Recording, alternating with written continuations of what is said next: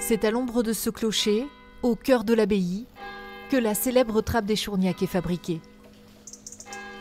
Une tradition fromagère entamée il y a plus de 150 ans par les moines trappistes et poursuivie depuis par les sœurs. Dans ces murs reposent les fromages importés de Bretagne ou de Pyrénées-Atlantiques. On les trempe dans une sauce magique qui fait de ce banal brebis un irrésistible fromage des Chourgnacs. Sous terre ensuite, ici la star des ventes, une trappe parfumée à la liqueur de noix et imaginée par une sœur de l'abbaye, y est affinée quelques jours.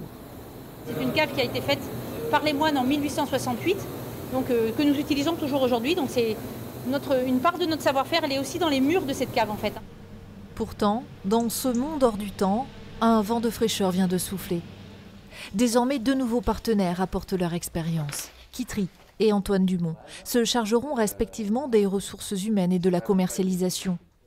Dépassées par le succès de leur fromage, les sœurs semblent avoir trouvé dans cette famille en quête de sens l'aide qui leur manquait. On n'est pas rentré au monastère pour faire du fromage, on est rentré au monastère pour prier et on se rendait bien compte qu'on arrivait quand même un petit peu à la limite de ce qu'on était capable de faire et que pour porter la fromagerie de demain et si on veut continuer à pouvoir vivre de ce travail, il fallait faire des évolutions que nous ne serions pas capables de porter nous. On croit beaucoup à cette complémentarité, à ce qu'on peut devenir ensemble.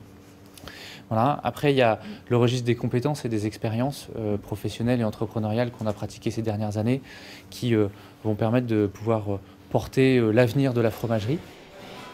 Non pas une révolution, mais un accompagnement en douceur des 27 moniales, mais aussi des 7 salariés qui travaillent à la confection de la trappe des Chourgnacs.